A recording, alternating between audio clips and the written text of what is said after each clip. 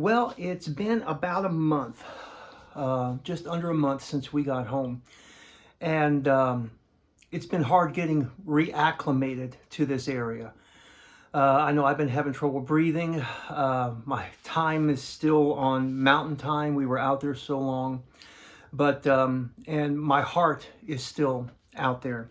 There was a fella I work with asked me today, he said, Paul, do you ever think about going to different places, like Gatlinburg, Tennessee, or some place like that, just to change things up? And I'm like, no, my heart is out where we were, out west. And the people out there, I know so many people, we met so many people, made so many friends out there that it was hard to leave. It really was. So, just want to just fill you in a little bit on what's been going on. We, like I said, we're trying to get reacclimated back here. We're trying to already prepare for next year. We have a lot of churches that want us back next year. We've already booked a church up in Wyoming again for next year. There's a lot of other churches that want us to come back, and then we were given names and contacts to some other churches so that we could possibly get ministering there this next year. I've already asked for 2 months off before I work, and we might need another month on top of that. But we're just following God's lead. So how did our car perform while we were gone?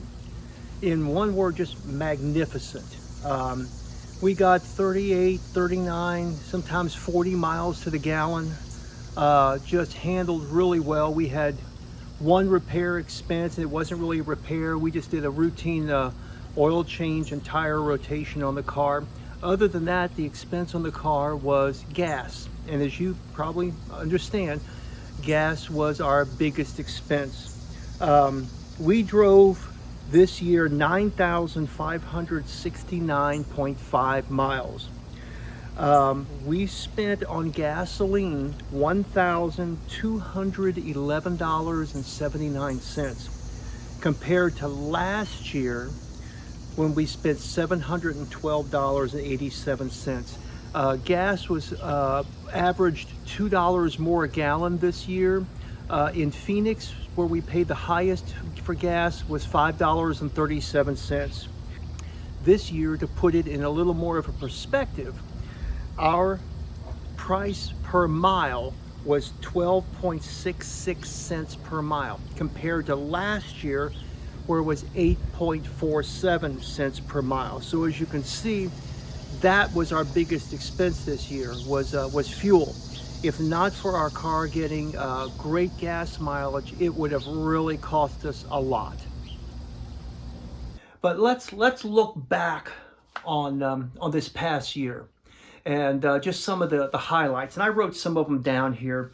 There was when I was ministering over in Phoenix. There was a man who his hip was healed. When we were in another church, we were told that the message that was preached was exactly what the church needed. At another church, after I preached about the running father, there was a man that just was at the altar just crying, and went up to him and prayed with him and talked with him, and found out that he, I think you just saw Nancy in the background, found out that he was worried about his grandson. His grandson had really just sort of strayed. So he was worried about that. Again, in another church, we were told that this is exactly the message that our church needed. It's what was needed to hear. In other churches, people were just around the altar seeking after God, seeking to get closer to Him. We went out to Little Wild Horse Canyon and met a young lady out there coming out of the canyon, got a chance to talk to her. And then on our way out of the canyon, we met a family. And the mom said that they had left their daughter back in the car. Her daughter didn't want to take the hike. and asked if we would check on her daughter for her. And we did. We went back and checked and asked if she needed a drink or any snacks or anything, and she said she was fine. Well, after the mother and the family came back out of the canyon, Nancy and I were standing there eating lunch out the back of the car. The mother came over and said, "Hey, if the offer's still good, I would like to have a Gatorade or a Powerade. That, I'm a little tired of drinking water." So we gave her a Gatorade, and we got talking a little bit. And as she was getting ready to go, I said, "Would you mind if I prayed with you?" Because we had already said it. We were ministering out there, out west. And she said, "Well, I'm Jewish." I said, "It doesn't matter." I said, I can still pray for you. And prayed for her family, for safety. And we got done with the prayer, and her husband was starting to walk over, and she called to him and she said, "Come over here. These people just said the most beautiful prayer for us." We were let's try to see some of the other places here that we when we were in another church. The message that I preached is basically confirmed what the pastor had been preaching, and we were actually invited to come back and a couple of weeks later and minister there again. We met people from Poland. We met people from Tel Aviv. We met a couple in that slot canyon from Germany who were on their honeymoon, and got a chance to talk with them.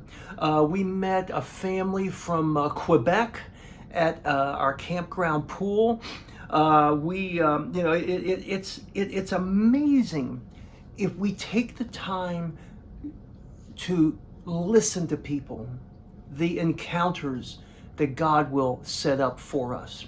And that's the word that God had been given me, was encounters. We encounter people every day. What do we do with those encounters? And we made the most of the encounters we had out west, and just carried it over here, because there are people that need to hear not a condemning message, not you're a sinner or anything. They need to hear, God loves you. They need to hear that somebody actually takes the time to listen to them. They need just someone to show, in this crazy, cruel, angry world we live in, that someone can actually be kind to them. That's what the world is looking for right now. There was a man at a place where I ministered. I sang the Old Rugged Cross, and he was in the back just bawling and crying. And afterwards found out that he had been arrested years back on, I think he said 5 or 6 felony charges. And when he was taken to his cell, in his cell he found a scrap of paper there. And he looked at it, and that paper was a torn page from a hymnal. And the song on it was the Old Rugged Cross. And he said it brought back memories of that, because what happened was those charges against him were dropped, and he was set free. It's just people like that we encountered so frequently. The church there in Fruta, they have a small apartment, and we were going to stay there about 10 days. And they came up to us after a service and said, "Hey, you can stay as long as you want." And that was such a blessing to us, because that saved us some money on lodging. On the way back home, I felt compelled to call some people we knew and say, "Hey, can we spend the night with you? Just on our way back home." Sure, come on out. So we stopped at their house, and in the bedroom they took us into, I noticed I was hearing a crackling sound, and it was the light in the room was sort of blinking some too, and come to find out that there was a wall socket that was sparking and crackling. And Lord knows what would have happened if we hadn't gone there, and if I hadn't heard that. The house might have caught on fire for all we know. We don't know. But God took such good care of us. He granted us favor, and I'm telling you, my heart is there. My mind is there. I want to be back out there ministering. I want to be out in that desert where we saw people in 108-degree temperatures staying in tents, staying in cargo trailers, they need to be encountered. They need Jesus. They need someone to care about them. Those people that we just encountered, like us, every day while we were out there. They need some kindness. They need to hear about that there's more in this world than anger. So we are so looking forward, and I'm just looking over my notes. We're so looking forward to going back there next year. We're already planning. We had such a great time just ministering to people, and then with our hikes. We enjoy hiking so much. And you'll notice that the hikes and the videos that I put out, they've been about 2 weeks apart. I'm going to try to keep that 2 weeks because it does take a little while to put together a video. Right now I've got videos out through the 1st of November. And I've got so many more to get out there. I'll be lucky if I get them all done by the time we head out there next year. But keep watching the videos. Give them a thumbs up. Give a comment out there. Forward them on to people. Let them know, hey, this is some good stuff. Even the sermon videos, forward those on to people. Just keep us in your prayers. We've got a couple of people that sponsor us, that help us out with a little bit of money on our trips, and we appreciate that. And we pray for more because if we're going to stay out there longer, we need more help to do that. And we're praying, that next year, hopefully, gas prices and food prices will be down from what they were this past year. So thank you for watching. Thank you for caring. Keep us in your prayers. That God opens doors for us, that God gives us souls for our labors. Keep praying for us for that little casita camper that we're believing God for. We really need that. So just keep us in your prayers, and thank you so much for watching the videos and for subscribing, and we appreciate it. And thank you again, and God bless.